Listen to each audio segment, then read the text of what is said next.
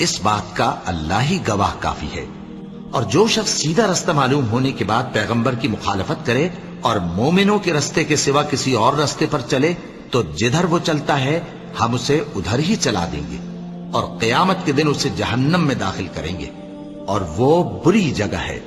اے ایمان والو، انصاف پر قائم رہو اور اللہ کے لیے سچی گواہی دو، خواہ یہ تمہارے اپنے خلاف یا تمہارے ماں باپ اور رشتہ داروں کے خلاف ہی ہو۔ اگر کوئی امیر ہے یا فقیر تو اللہ ان دونوں کا زیادہ خیر خواہ ہے، پس تم خواہش نفس کے پیچھے چل کر عدل کو نہ چھوڑ دینا۔ اگر تم لگی لپٹی بات کہو گے یا سچائی سے پہلو تہی کرو گے تو جان رکھو اللہ تمہارے سب کاموں سے واقف ہے۔ مومنو، اللہ پر اور اس کے رسول پر اور جو کتاب اس نے اپنے اس پیغمبر پر نازل کی ہے اور جو کتابیں اس سے پہلے نازل کی تھیں سب پر ایمان رکھو۔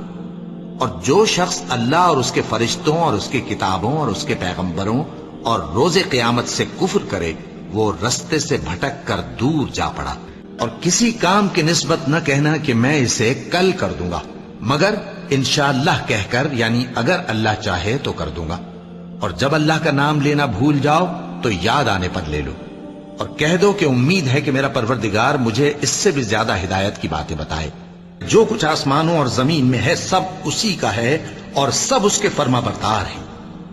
وہی آسمانوں اور زمین کا پیدا کرنے والا ہے، اور جب کوئی کام کرنا چاہتا ہے تو اس کو ارشاد فرما دیتا ہے کہ ہو جا تو وہ ہو جاتا۔ اور بعض لوگ ایسے ہیں جو اللہ سے التجا کرتے ہیں کہ اے پروردگار ہم کو جو دینا ہے دنیا ہی میں دے دے، اور ایسے لوگوں کا آخرت میں کچھ حصہ نہیں۔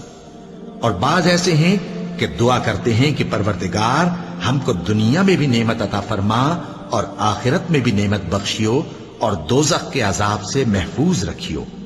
یہی لوگ ہیں جن کے لیے ان کے کاموں کا حصہ یعنی اجر نیک تیار ہے، اور اللہ جلد حساب لینے والا ہے۔ اللہ وہ معبود برحق ہے کہ اس کے سوا کوئی عبادت کے لائق نہیں، زندہ ہے، سب کو تھامنے والا، اسے نہ اونگ آتی ہے نہ نیند۔ جو کچھ آسمانوں میں اور جو کچھ زمین میں ہے سب اسی کا ہے۔ کون ہے کہ اس کی اجازت کے بغیر اس سے کسی کی سفارش کر سکے؟ جو کچھ لوگوں کے روبرو ہو رہا ہے اور جو کچھ ان کے پیچھے ہو چکا ہے اسے سب معلوم ہے، اور لوگ اس کی معلومات میں سے کسی چیز پر دسترس حاصل نہیں کر سکتے۔ ہاں، جس قدر وہ چاہتا ہے اسی قدر معلوم کرا دیتا ہے۔ اس کی بادشاہی اور علم آسمان اور زمین سب پر حاوی ہے، اور اسے ان کی حفاظت کچھ بھی دشوار نہیں۔ وہ بڑا عالی رتبہ ہے، جلیل